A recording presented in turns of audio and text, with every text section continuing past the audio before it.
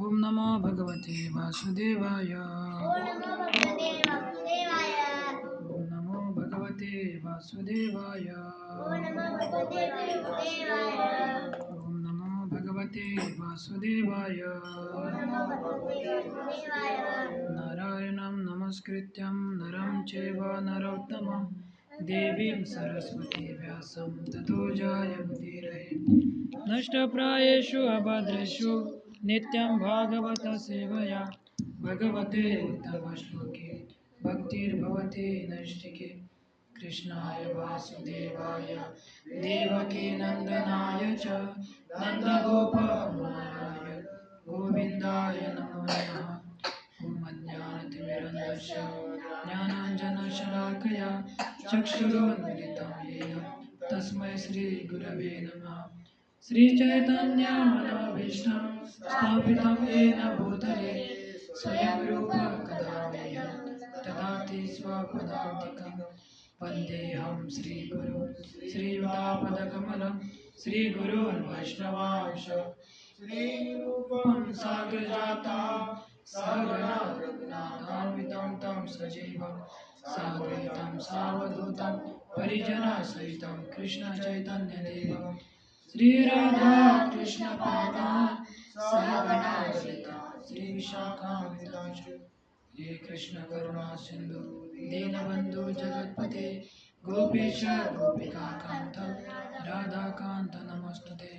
तप्त कांचन गौरांगे राधे वृंदावनेश्वरी वृषभानुसुते देवी प्रणमामि हरिप्रिये। वाञ्छाकल्पतरुभ्यश्च कृपा सिन्धुभ्येव च पतितानां पावनेभ्यो वैष्णवेभ्यो नमो नमः। जय श्री कृष्ण चैतन्य प्रभु नित्यानंद श्री अद्वैत गदाधर श्रीवासादि गौरभक्तवृंद। हरे कृष्णा कृष्णा कृष्णा हरे हरे हरे राम राम राम हरे हरे। हरे कृष्णा कृष्णा कृष्णा हरे हरे हरे राम राम राम हरे हरे। हरे कृष्णा कृष्णा कृष्णा हरे हरे हरे राम राम राम हरे हरे। हरे कृष्ण। तो आज के संध्याकालीन सत्संग कार्यक्रम में सभी का स्वागत है। तो आज हम चर्चा करेंगे, कल शिवरात्रि है। कौन कौन मनाते हैं शिवरात्रि? सब लोग मनाते हैं। तो मैं प्रयास करूंगा शिव जी के बारे में थोड़ा चर्चा करने का। तो सबसे पहले भगवान से प्रार्थना करता हूँ कि मेरे ऊपर कृपा करे ताकि मैं कुछ भगवान के बारे में और वैष्णव के बारे में चर्चा कर सकूं। इसी प्रकार शिव जी के चरणों में प्रार्थना करता हूँ कि मेरे ऊपर कृपा कीजिए ताकि मैं आपके बारे में कुछ चर्चा कर सकूं। एक्चुअली मैं जो कुछ भी बोलूँगा तो मेरी शुद्धि के लिए, ताकि हम भगवान के बारे में बोलते हैं तो ये सामने वाले के लिए उपदेश नहीं है, सबसे पहले तो अपनी शुद्धि करेंगे।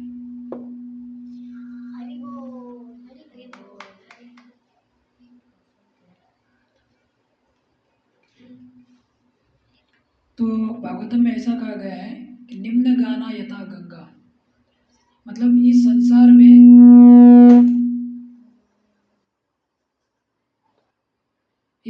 में बहुत सारी नदियां हैं। तो सभी नदियों में सबसे श्रेष्ठ कौन सी है? गंगा नदी। इस संसार में नदियां तो बहुत है, लेकिन सबसे जो महत्वपूर्ण नदी कौन सी है? गंगा नदी है। देवानाम अच्युतो यथा, बहुत सारे देवता है, लेकिन उसमें से सर्वश्रेष्ठ कौन है? भगवान विष्णु। पुराण भी बहुत है, 18 पुराण है। उसमें से जो सबसे श्रेष्ठ जो पुराण है श्रीमद् भागवतम। उसी प्रकार वैष्णव भी बहुत है, भगवान के भक्त क्या है? बहुत है, लेकिन भागवतम में बोला गया है कि वैष्णव नाम यथा शंभु, कि शिव जी क्या है? सिरमौर वैष्णव है। तो हम चर्चा करेंगे इसके ऊपर थोड़ा। सबसे पहले हम शुरू करते हैं कि शिव जी का जन्म के ऊपर। तो ऐसा कहा जाता है कि कृष्ण है, हम तो जानते हैं कि ब्रह्मा विष्णु महेश, ये तो तीनों को हम जानते हैं, ब्रह्मा विष्णु महेश। तो उसके ऊपर भी सृष्टि है। संसार को जो लोग हैं उनको इतना ही पता है कि ब्रह्मा विष्णु और महेश, उसके ऊपर किसी को पता नहीं है। ऑलमोस्ट किसी को पता है, हमको ही पता नहीं था। तो हम इस्कॉन में आने के बाद हमको थोड़ा पता चला। तो कृष्ण है, तो कृष्ण से 3 विष्णु प्रकट होते हैं। हम तो एक विष्णु जानते हैं, कितने विष्णु? 3 विष्णु। जैसे कि ये जो इलेक्ट्रिसिटी है, लाइट है, वो एक ही है, लेकिन उसको फ्यूज़ कितना है? 3 फ्यूज़ है। उसी प्रकार भगवान कृष्ण से 3 विष्णु प्रकट होते हैं, मतलब भगवान कृष्ण ही विष्णु के रूप में क्या होते हैं? प्रकट हो जाते हैं, मतलब अपना एक्सपेंड करते हैं। तो सबसे पहले विष्णु है महाविष्णु। कौन से विष्णु है? महाविष्णु। तो महाविष्णु क्या करते हैं कि महाविष्णु अनेक अनेक ब्रह्मांड की उत्पत्ति करते हैं। क्या करते हैं? अनेक अनेक ब्रह्मांडों की क्या करते हैं? उत्पत्ति करते हैं। मतलब भगवान के ये जो रोम है, ये रोम है, रोम से क्या होता है? ब्रह्मांड प्रकट होते हैं। तो उस ब्रह्मांड में जो अनेकों ब्रह्मांड प्रकट होते हैं, उसमें जो दूसरे विष्णु है उसका नाम है गर्भदक्षाय विष्णु। कौन से विष्णु है? गर्भदक्षाय विष्णु। तो जब महाविष्णु ब्रह्मांड प्रकट करते हैं, उस ब्रह्मांड में गर्भदक्षाय विष्णु प्रवेश करते हैं और उसमें क्या करते हैं? उसमें से उसमें उनके नाभि से कमल प्रकट होता है। तो उसमें कौन प्रकट होते हैं? ब्रह्मा जी प्रकट होते हैं। तो ब्रह्मा जी प्रकट होते हैं, तो ब्रह्मा जी क्या करते हैं? भगवान की कृपा से सृष्टि की निर्मित करते हैं, मतलब जीवन की निर्मित करते हैं। तो जब ब्रह्मा जी ने जीवन की निर्मित की तो जीव चल ही नहीं रहे थे। तो ऐसा हो गया। बाद में भगवान जो तीसरे विष्णु है वो कौन है? का महाविष्णु, गर्भदक्षाय विष्णु, शिरोदक्षाय विष्णु। तो हम बोलते हैं ना, अरे हम भगवान तो हृदय में है, बोलते हैं ना सब लोग, भगवान तो हृदय में। वो कौन है? शिरोदक्षाय विष्णु है। तो 3 विष्णु हैं। एक विष्णु ब्रह्मांड की उत्पत्ति करते हैं, अनेकों ब्रह्मांड। तो गर्भदक्षाय विष्णु उसमें प्रवेश करते हैं और जीवन की क्या करते हैं? सृष्टि की निर्मित करते हैं। तो सृष्टि की निर्मित तो हुआ, लेकिन चलायमान नहीं हो रहा था। तो वो जो शिरोदक्षाय विष्णु परमात्मा के रूप में सदैव सबके हृदय में क्या है? विराजमान है। तो ये 3 विष्णु हैं। जो दूसरे जो विष्णु हैं, गर्भदक्ष विष्णु, जब ब्रह्मा जी प्रकट होते हैं तो ब्रह्मा जी के अनेक पुत्र हुए पहले। तो किसी ने शादी नहीं किया, तो बोला कि तुम विवाह करो, तो बोले कि नहीं, हम विवाह नहीं करेंगे, हम ब्रह्मचर्य रहेंगे। तो ऐसा हुआ। तो बाद में ब्रह्मा जी को क्रोध आया। तो जैसे ही क्रोध आया तो ब्रह्मा जी के भ्रिकुटी से मतलब कपाल से शिव जी का प्राकट्य हुआ। किसका प्राकट्य हुआ? शिव जी का। तो शिव जी का एक नाम क्या है?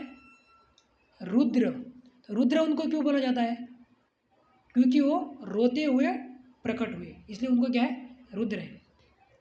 अभी देखा जाए कि ब्रह्मा जी शिव जी से क्या है? ब्रह्मा जी शिव जी के कौन है? पुत्र है।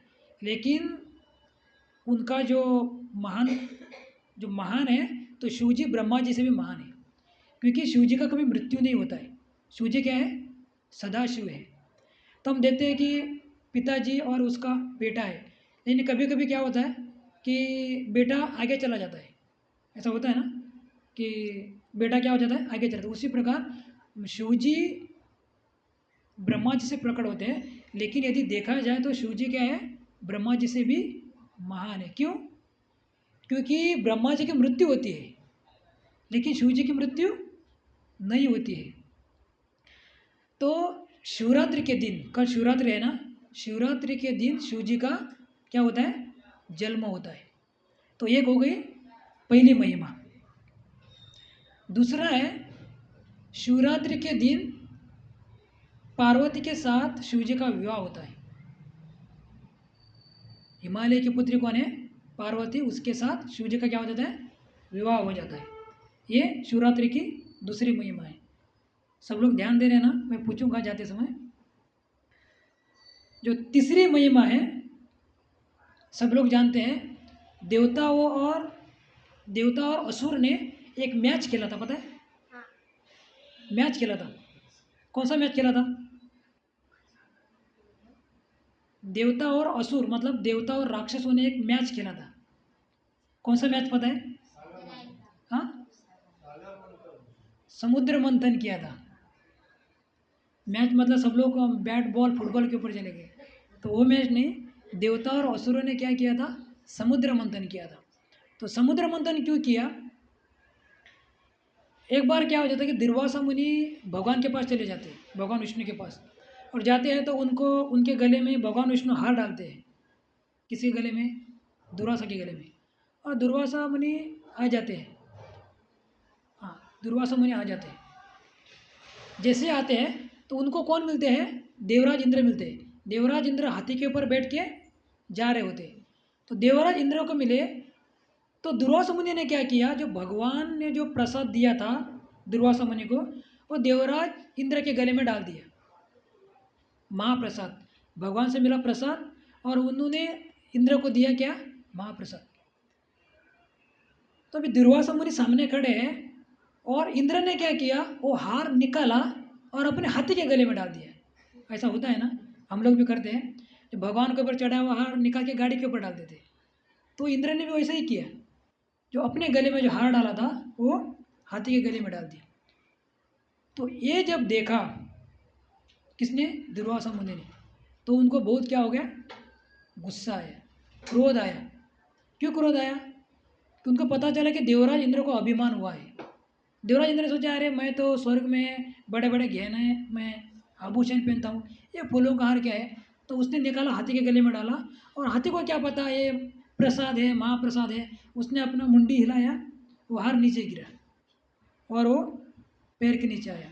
तो ये दुर्वासा मुनि ने देखा, और ऐसा कहा जाता है कि दुर्वासा मुनि को तुरंत क्रोध आता है। शास्त्रों में जितने भी ब्राह्मणों का वर्णन है, उसमें से सबसे ज़्यादा श्राप है दुर्वासा मुनि का। तो दुर्वासा मुनि ने श्राप दे दिया देवराज इंद्र को। श्राप क्या दिया? कि तुम अपने स्वर्ग के इसके कारण क्या कर रहे हो?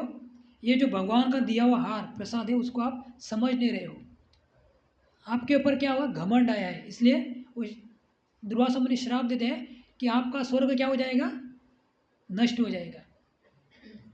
अब ये बात पता चली असुरों को। किसको पता चला? असुरों को पता चला कि देवराज इंद्र को क्या लगा है? श्राप लगा है। उन्होंने सोचा कि यही क्या है? अच्छा समय है। तो उन्होंने स्वर्ग के ऊपर चढ़ाई की। चढ़ाई मतलब क्या किया? आक्रमण किया और देवताओं को हराया। अभी देवताओं को घर खाली करना पड़ा, उनको स्वर्ग क्या करना पड़ा? खाली करना पड़ा। तो स्वर्ग खाली करना पड़ा, तो उनको अभी स्वर्ग चाहिए। तो सभी ब्रह्मा जी के पास चले गए। तो ब्रह्मा जी सभी देवताओं को लेकर भगवान विष्णु के पास चले गए। भगवान विष्णु के पास चले, उन्होंने क्या बोला भगवान ने, आप क्या करो, आ, देवता और असुर दोनों फ्रेंडशिप करो, फ्रेंडशिप करके क्या करो, समुद्र का मंथन करो। समुद्र मंथन करने के लिए बोला। तो कथा तो बहुत लंबी है लेकिन मैं पॉइंट बता रहा हूँ। समुद्र मंथन किया, उसमें से भगवान ने बोला कि जो वासुकी नाग है उसको लेके आओ। तो वासुकी ने बोला नहीं नहीं मैं नहीं आऊँगा। तो वासुकी को बोला कि आपको थोड़ा अमृत देंगे। तो वो खुश हो गया, वो बाद में आया। तो बाद में मंदार पर्वत को लाया गया। मंदार पर्वत को लाया तो वासुकी को जो पर्वत है उसको निपटाया गया और मंथन किया। जैसे कि माता जी लोग मंथन करते हैं ना, अभी तो सब फ्रिज में ही मंथन करते हैं, लेकिन पहले के लोग मंथन करते थे दही के लिए। तो समुद्र मंथन करने लगे, देवता एक साइड में लगे और असुर एक साइड में लगे। समुद्र मंथन करते समय सबसे पहले क्या निकला, क्या निकला, विष निकला। जैसे विष निकला तो विष इतना वो ये भयानक था कि संसार के लोग क्या होने लगे, मरने लगे उस विष से। तो सारे देवता भगवान के पास चले गए। किसके पास, भगवान विष्णु के पास। बोले हमको विष से क्या करो, बचाओ। तो बचाओ बोलने लगे तो भगवान ने बोला, क्या बोला कि मैं विष नहीं पीता हूँ, आप शिव जी के पास चले जाओ। तो सारे देवता शिव जी के पास आए और बोलने लगे हम आपके शरण में आए हैं, हमको क्या करो, हमारी रक्षा करो। तो रक्षा क्या है कि आप विष पियो। उसको क्या बोला कि आप विष पियो। समझो भी आप हमारे घर में खड़े, अपने घर में खड़े और कोई आके दरवाज़ा खटखटाए और दरवाजे को बोला आप विष पियो, तो हम क्या करेंगे, हम सामने उसको जला देंगे। दोनों में से एक गायब हो जाएगा, मतलब दोनों में से एक पृथ्वी से भार कम हो जाएगा। लेकिन शिवजी ने क्या सोचा, शिवजी ने उनको डांटा नहीं। शिवजी ने सोचा कि यदि मैं विष पीने से यदि संसार का भला होता है, संसार का अच्छा होता है, तो मुझे क्या करना चाहिए, विष पी लेना चाहिए, भले ही मुझे कष्ट हो।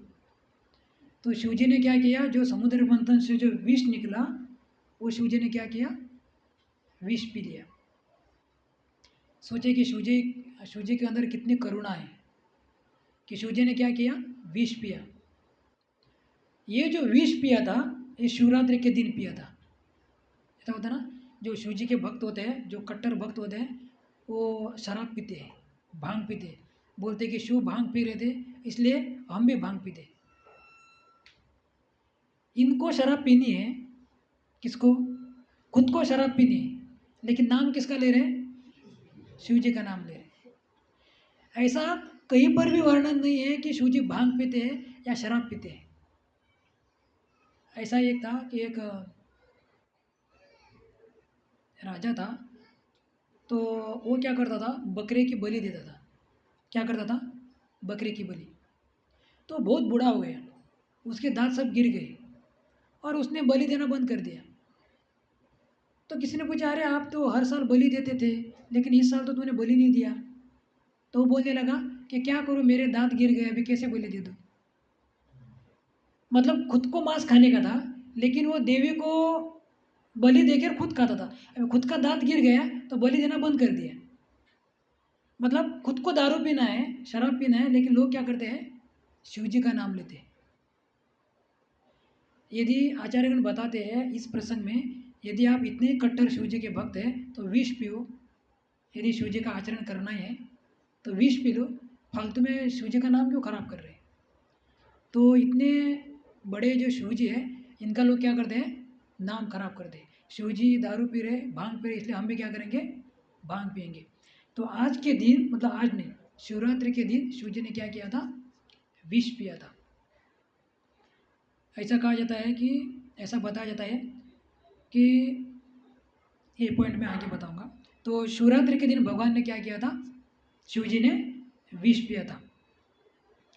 शिवरात्रि की ये तीसरी महिमा हो गई। अब शिवरात्रि की चौथी महिमा है कि शिवरात्रि के दिन जितने भी शिवलिंग है, कहीं पर भी हो, घर पर हो, छोटे हो, मंदिर में बड़े हो, जितने भी शिवलिंग है, सभी शिवलिंग में शिवरात्रि के दिन भगवान क्या होते हैं, शिव जी क्या करते हैं, प्रकट हो जाते हैं। शिवरात्रि के जितने भी शिवलिंग है, मंदिर में हो, घर में हो, छोटे बड़े, सभी शिवलिंग में शिव जी क्या हो जाते हैं, प्रकट हो जाते हैं। तो ये शिवरात्रि की क्या है, चौथी महिमा है। तो अभी हम देखते हैं कि शिव जी का गुण क्या है, मतलब शिव जी के बारे में थोड़ा चर्चा करते हैं कि शिव जी को क्या पसंद है, शिव जी को क्या अच्छा लगता है। तो हम देखते हैं कि शिव जी कैलाश के ऊपर क्या करते हैं, कैलाश के ऊपर बैठ के क्या करते हैं, तपस्या करते हैं। तो ऐसा कहा जाता है कि शिव जी एक बार बैठ जाते हैं ना, तो 28,000 साल तक क्या करते हैं, तपस्या में। कितने, 28,000 साल। हमको एक माला करने में कितना टाइम लगता है, कितना लगता है, 10 मिनट, 9 मिनट, 8 मिनट। हम एक माला करने के लिए 10 मिनट लगता है, हम 10 जगह पे उठ के बैठते हैं। एक माला खत्म होने तक हम 10 जगह पे बैठते हैं और 10 जगह पे उठते हैं। लेकिन शिव जी जब भगवान के ध्यान में बैठते हैं तो कितना, 28,000 साल तक क्या करते हो, ध्यान में बैठते हैं। तो पार्वती उनको पूछती है कि आप किसका ध्यान करते हैं, आप एक बार ध्यान में बैठते हो तो आप सुध बुध खो बैठते हो, आप किसका ध्यान करते हैं। तो शिवजी पार्वती को बोलते हैं कि मैं जो मंगल भवन अमंगल हरि द्रवसु दशरथ अजिर बिहारी। मतलब मंगल भवन मतलब मंगल भवन अमंगल हरि, मतलब जो भगवान मंगल को प्रदान करते हैं और अपने भक्तों को मंगल क्या करते हैं, प्रदान करते हैं, और उनके जीवन से अमंगल को क्या करते हैं, हर लेते हैं। मंगल भवन अमंगल हरि, ऐसे भगवान रामचंद्र का मैं क्या करता हूँ, ध्यान करता हूँ। ये कौन बोलते हैं, शिव जी बोलते हैं। और एक बार पार्वती पूछते हैं कि जो भी हम आराधना करते हैं, सभी आराधनों में सर्वश्रेष्ठ आराधना कौन सी है। तो शिव जी बोलते हैं, आराधना नाम सर्वेशाम विष्णु आराधना परम। सभी आराधनाओं में भगवान विष्णु की क्या है, आराधना सबसे श्रेष्ठ है। तो ये हुआ, शिव जी बोलते हैं। लेकिन होता क्या है कि जब हम देखते हैं कि भगवान जब रामचंद्र का अवतार होता है, तब भगवान रामचंद्र का दर्शन करने के लिए शिव जी आते हैं। कहाँ पर, अयोध्या में।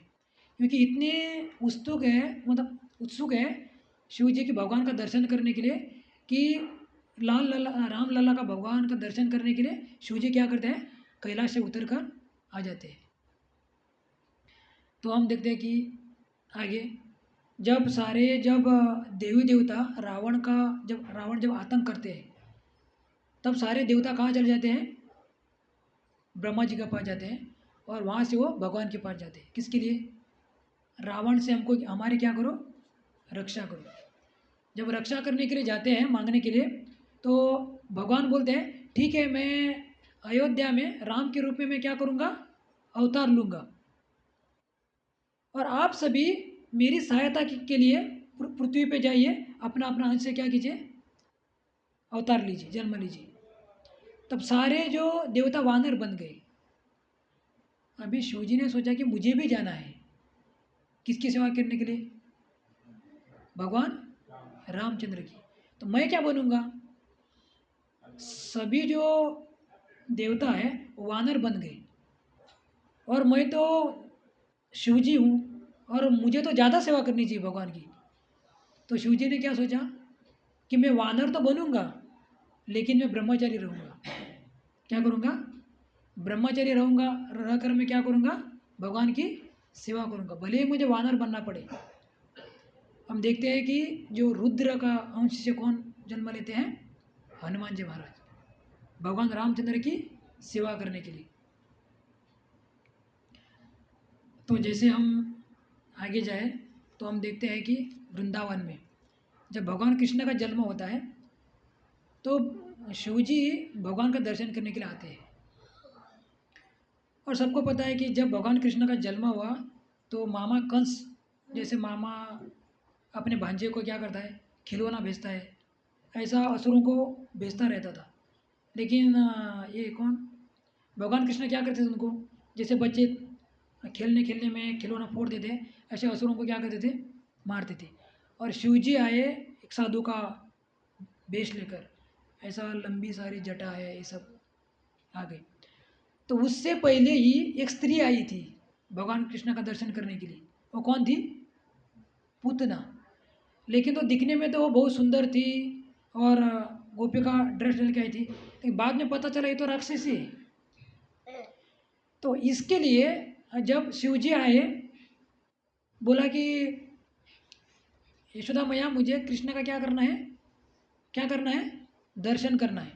जैसे उन्होंने बोला कि दर्शन करना है, तो यशोदा मैया ने मना किया, क्योंकि एक जो स्त्री आई थी वो तो राक्षसी थी, लेकिन ये तो वेश पहन कर आए हैं, लेकिन पता नहीं क्या करके तो उन्होंने मना किया। अभी देखिए भगवान कृष्ण को भी शिव जी का दर्शन करने का क्या था, क्या था, इच्छा था। और मैया यशोदा ने मना किया, बोला कि मैं लल्ला का दर्शन नहीं कराऊंगी।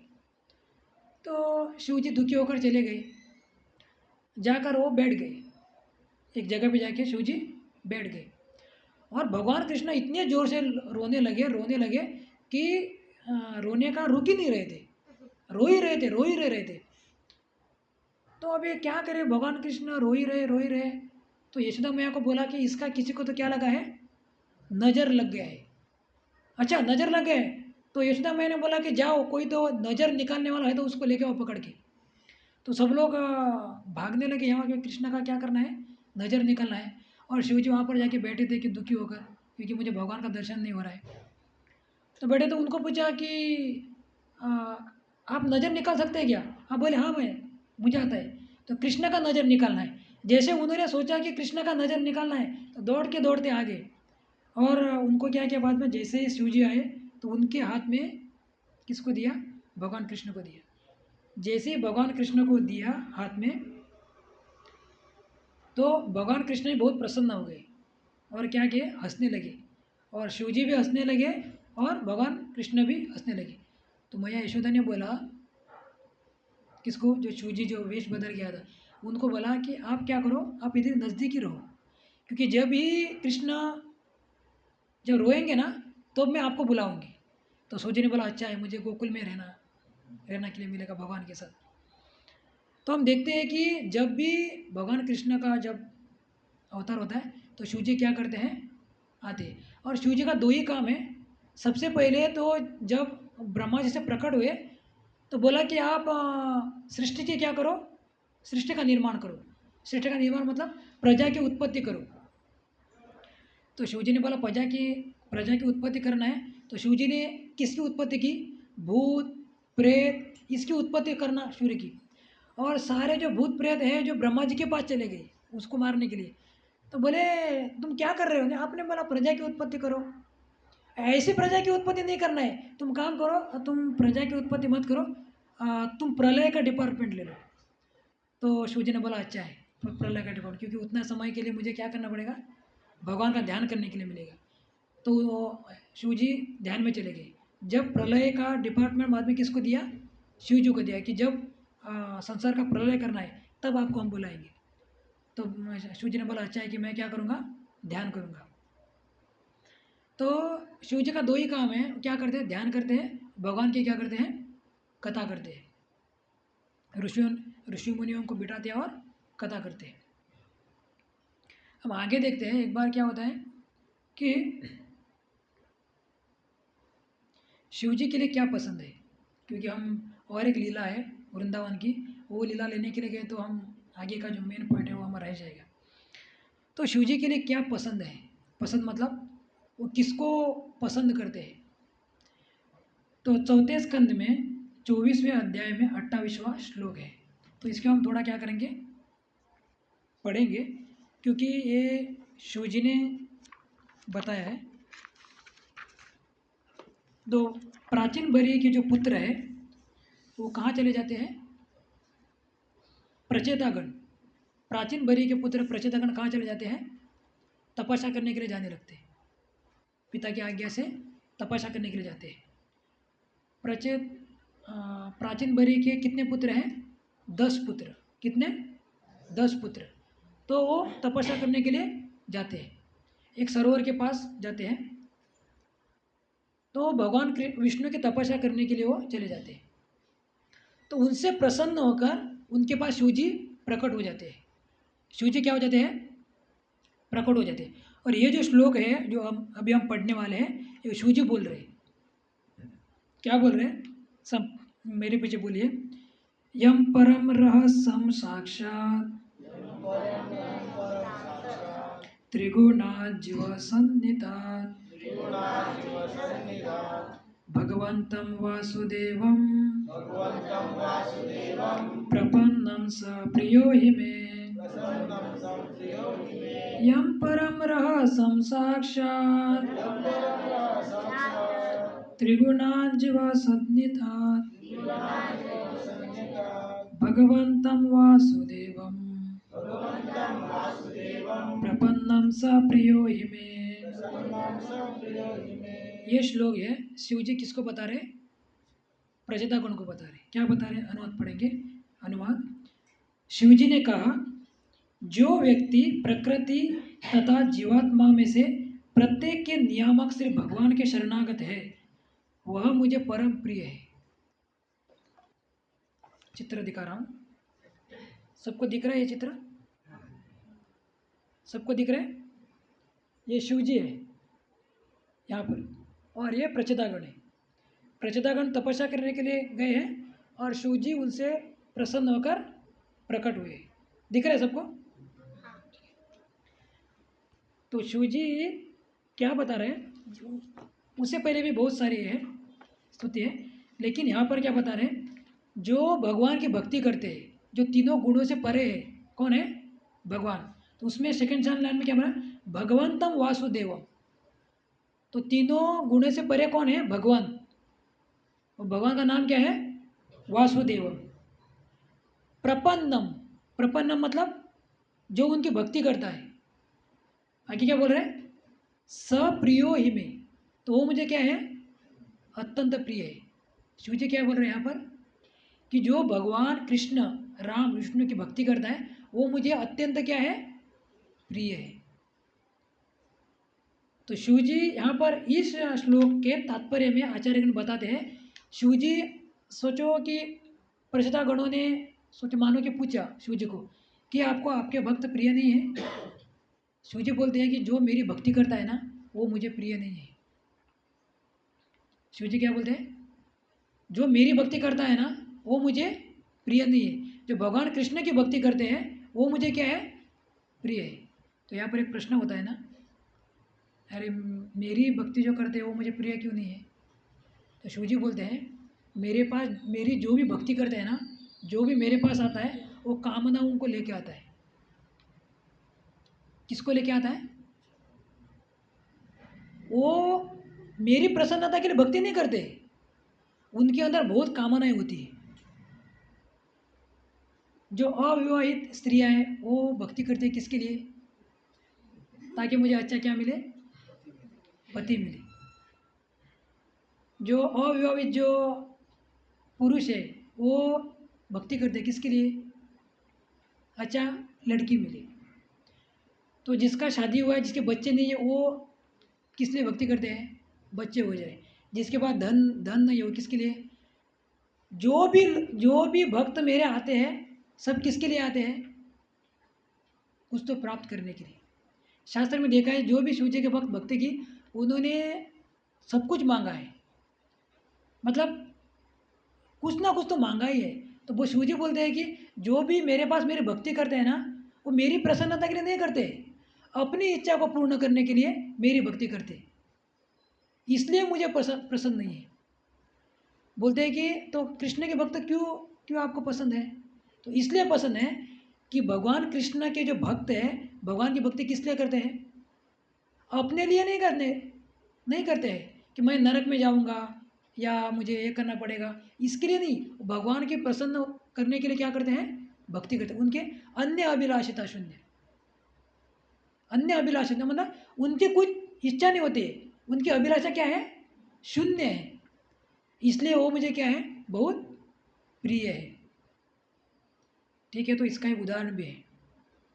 तो इसके तात्पर्य में लिखते हैं कि मेरे भक्त में मेरे मुझे क्या नहीं है, प्रिय नहीं है। तो हम उदाहरण भी देखते हैं। रावण सबसे बड़ा शिव जी का भक्त था ना। रावण, जब भगवान रामचंद्र रावण को मार रहे थे तो शिव जी देखने के लिए भी नहीं गए। क्यों नहीं गए? उन्होंने तपस्या की थी, मुझे क्या करना है, मुझे कुछ चाहिए, तो उनको मिल गया। तो शिव जी नहीं गए। क्यों नहीं गए? क्योंकि शिव जी भगवान रामचंद्र के दास के रूप में क्या किया था, अवतार लिया था हनुमान जी के रूप में। तो उनको बचाने के लिए नहीं गए। आगे कथा आती है, वृंदावन के गोवर्धन के बाजू में सनातन गोस्वामी रहते थे। शिव जी के मंदिर के में बैठ के वो क्या करते थे, भगवान कृष्ण की भक्ति करते थे। सनातन गोस्वामी हमारे आचार्य। तो एक दिन क्या हो गया कि सनातन गोस्वामी उठ गए, अपना बैग बिग भरा, कपड़ा सब, अब जाने लगे। जाने लगे तो शिव जी प्रकट हो गए। बोले आप कहाँ जा रहे हो? तो बोला मैं छोड़ के जा रहा हूँ यहाँ पर, आप मत जाओ यहाँ से, क्योंकि मुझे आपके साथ रहना बहुत अच्छा लगता है। क्योंकि कृष्ण भक्त के साथ रहना, वैष्णव के साथ रहना मुझे बहुत अच्छा लगता है। तो सनातन गोस्वामी बोला कि नहीं, मैं यहाँ नहीं रहूँगा। बोले कारण क्या है? बोला मैं जब के लिए बैठता हूँ तो इतने सारे मच्छर मुझे डिस्टर्ब करते हैं, जब मैं पढ़ने के लिए बैठता हूँ तो मच्छर काटते हैं, इतने सारे यहाँ मच्छर मुझे डिस्टर्ब करते हैं, यहाँ पर मुझे ठीक से साधना करने के लिए नहीं मिलता है, तो मैं यहाँ से निकल लेता हूँ। तो शिव जी ने बोला इतना ही है? तो शिव जी ने वहाँ से सारे मच्छरों को भगा दिया और बोला कि वहाँ पर उस एरिया को उन्होंने वरदान दिया कि इस एरिया में एक मच्छर भी नहीं आना चाहिए। तब से आज तक उस एरिया में एक भी मच्छर नहीं है, क्योंकि वहाँ पर सनातन गोस्वामी रहते हैं। मतलब भगवान को, शिव जी को भगवान के भक्त इतने प्रिय है। और शिव जी का हम गुण देखते हैं, शिव जी वैरागी है। क्या है? वैरागी। वैरागी मतलब क्या है? ऐसा कभी देखा कि शिव जी का बहुत बड़ा महल है? ऐसा देखा? देवता लोग स्वर्ग में रहते हैं, शिव जी कहाँ रहते हैं? कैलाश के ऊपर रहते हैं। उन्होंने कभी अपने लिए घर नहीं बनाया। तो कोई बोलेंगे यानी उसके पास कुछ नहीं होगा इसलिए नहीं बनाया होगा। जो शिव जी को सोने की लंका दे सकते हैं, वो क्या अपने लिए कुटिया नहीं बना सकते? बना सकते हैं ना। लेकिन शिव जी कुछ नहीं बनाए। वो क्या करते हैं, केवल कैलाश के ऊपर लेके भगवान का क्या करते हैं, ध्यान करते हैं। हम दूसरा देखते हैं कि शिव जी जो है अपने शरीर के ऊपर क्या लगाते हैं, क्या लगाते हैं? भस्म लगाते हैं। तो हम लोग हमारे शरीर के ऊपर क्या लगाते हैं? लाइबॉय, शैम्पू, डेटॉल और fair and handsome, fair and lovely. जो मैं जब लगा रहा था तब ये फेयर एंड हैंडसम और फेयर एंड लवली मुझे याद है। आज क्या आया है मुझे पता नहीं, क्योंकि 8 साल हो गया, तो मैंने कोई पाउडर नहीं लगाया ना हैंडसम नहीं लगाया। तो अभी रिसेंटली क्या है पता नहीं, हम लगाते लिपस्टिक लगाते हैं। और आजकल जो माता जी लोग हैं यहाँ पर कुछ तो लगाते हैं, मतलब वो शाइनिंग शाइनिंग लगाने के लिए। लेकिन शिव जी क्या लगाते हैं? भस्म लगाते हैं। तो शिव जी भस्म लगाने का कारण क्या है? किसी को पता है? कोई बोलेगा? जो भी आपको पता है शिव जी भस्म क्यों लगाते हैं? शिव जी किसके लिए? हाँ वही वही भस्म किस लिए लगाते हैं? हाँ वही वही वो चिता का ही लगाते हैं। लेकिन किसके लिए लगाते हैं ना, वो मुझे पता है, लेकिन किसके लिए, कारण क्या है लगाने का? हाँ नहीं नहीं नहीं, ये भगवान के लिए प्रिय है। नहीं नहीं नहीं, ठीक है, आपका आपने जो कारण दिया वो भी एक है।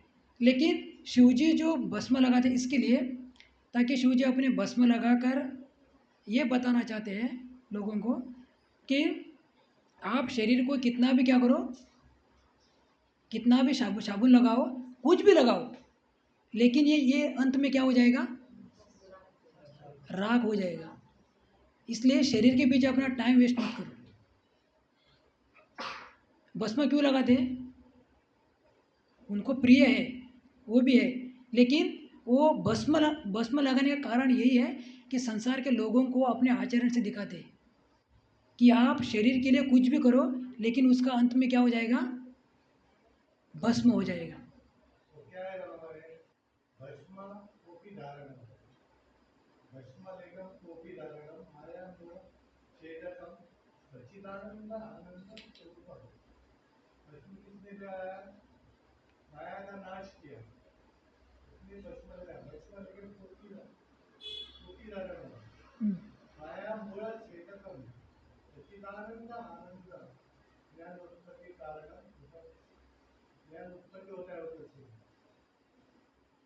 ठीक है, तो ऐसा आचरण बताते कि शिव जी जो भस्म लगाते किसके लिए? ताकि संसार के लोगों को पता चले कि हम कुछ भी करें, लेकिन वो क्या होने वाला अंत में? सब भस्म होने वाला है। इसके लिए शरीर के पीछे अपना टाइम मत वेस्ट करो। दूसरा है कि हम देखते हैं कि शिव जी अपने गले में रुंड माला पहनते हैं। तो किसके लिए पहनते हैं? एक तो शास्त्र में वर्णन है कि वो पार्वती का ये है, क्या है, मतलब जब पार्वती का जब मृत्यु होता है तब वो शिव जी पार्वती से इतने प्रेम करते हैं कि तो माला के रूप में गले में धारण करते हैं। और दूसरा ये है कि शिव जी बताना चाहते हैं कि सबका एक दिन मृत्यु होने वाला है। सबका एक दिन क्या होने वाला है? मृत्यु होने वाला है। दूसरा है शिव जी का एक नाम क्या है? भूतनाथ। नाम क्या है? भूतनाथ। तो शिव जी इतने दयालु हैं, इतने दयालु, शिव जी के अंदर इतने करुणा भरे हुए हैं। तो शिव जी ने सोचा कि ये जो संसार में लोग हैं उनके तो साधु संत सब लोग क्या करेंगे? उनका उद्धार करेंगे। किसका? लोगों का उद्धार करेंगे। लेकिन जो भूत प्रेत है उनका उद्धार कौन करेगा? इसलिए शिव जी कहाँ रहते हैं? स्मशान में रहते हैं। क्योंकि लोगों का उद्धार तो कोई भी करेगा, लोगों का उद्धार कोई भी करेगा, लेकिन जो स्मशान में रहे हुए भूत प्रेत का उद्धार कौन करेगा? इसलिए शिव जी जो है स्मशान में रहते हैं और मशान में रहकर वो भगवान राम का नाम लेते रहते हैं, ताकि कभी ना कभी तो ये जो भूत प्रेत है उनका क्या हो जाएगा? मैं क्या करूँगा? उद्धार करूँगा। तो इतने शिव जी दयालु है जीवन के प्रति। हम देखते हैं कि शिव जी ने क्या किया? विष पिया। तो विष भी किसके लिए पिया उन्होंने? संसार का उद्धार करने के लिए। अब विष्णु शिव जी जो है कहाँ रहते हैं? स्मशान में। तो उनका एक नाम है भूतनाथ। जब उन्होंने विष पिया तो उनका कंठ कैसा हो गया? नील हो गया। तो उससे वो क्या बन गए? नीलकंठ। अनेक सारे शिव जी के नाम हैं, उनकी उनकी जो लीला के कारण वो क्या पड़ गए? नाम पड़ गए। तो शिव जी के जो इससे हम बहुत सारे क्या लेक्चर ले सकते हैं? शिक्षा ले सकते हैं, क्योंकि शिव जी अपने आचरण से बताते हैं। हम देखते हैं कि एक घर में 4-5 लोग हैं तो भी झगड़ा होता है ना? झगड़ा होता है। लेकिन शिव जी के परिवार में देखा, शिव जी, पार्वती, गणेश जी और कौन है? कार्तिकी। अभी शिव जी का वाहन कौन है? शिव जी का वाहन है नंदी। और पार्वती का वाहन कौन है? शिव है। अब सिंह किसको खाता है? एक्चुअली वैरी किसका है? शिव। किसको खाता है? गाय को खाता है। गाय बैल को खाता है ना? सिर। और कार्तिकेय का वाहन कौन है? मोर है। और गणेश जी का वाहन कौन है? चूहा। तो वो किसको खाते हैं? चूहों को खाते हैं। मतलब सभी एक दूसरे के कौन है? शत्रु है। समझो शिव जी आए अपना गाड़ी लेके और अपने घर के सामने पार्किंग किया, और बाद में पार्वती आई अपना गाड़ी पार्किंग किया और बैल के सामने सिंह को लगाया। तो सोचिए वो बैल का क्या होता हुआ। और जब शिव के चूहा है ना, चूहा है, तो शिव जी के गले में क्या है? सांप है। अभी सांप किसको खाता है? चूहों को खाता है। एक दूसरे के क्या है? शत्रु है। लेकिन फिर भी उनके बीच में झगड़ा नहीं होता है।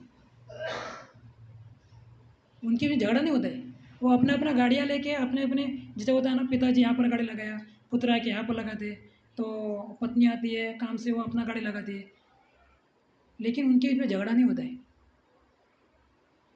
क्योंकि वो इतने इतने भगवान के भक्ति में ही रहते हैं, मग्न रहते हैं, कि वो उनका शत्रुता ही नहीं। हम देखते हैं ना, चैतन्य महाप्रभु के लीला में, जब उड़ीसा में जब चैतन्य महाप्रभु जा रहे थे, तो हरे कृष्ण महामंत्र जोर जोर से गा रहे थे, तो सिंह मिलता है किसको, चैतन्य महाप्रभु को, तो वो सिंहों को ऐसा बोलते हैं कि तुम हरे कृष्ण महामंत्र ले लो, तो सिंह जोर जोर से दो, सामने वाला दो पैर ऊपर करके चिल्लाने लगते हैं, हरे कृष्णा कृष्णा कृष्णा हरे हरे, हरे राम राम राम हरे, नाचने लगते हैं।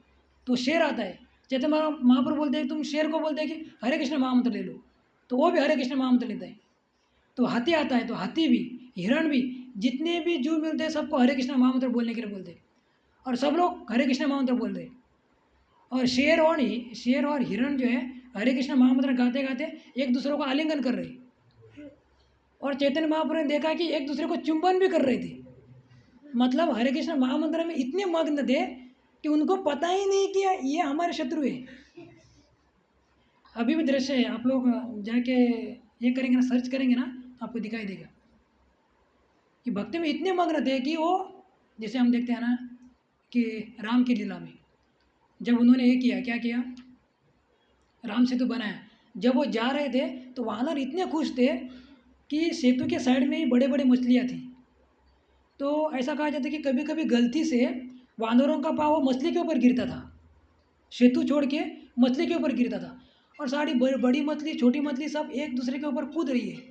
एक्चुअली समुद्र में बड़ी मछली छोटी मछलियों के खाती है, लेकिन वो भगवान राम का दर्शन करने के लिए इतने व्यस्त थे कि उनको वो पता ही नहीं कि हमारे शत्रु है। उसी प्रकार ये शिव जी की क्या है, महिमा है।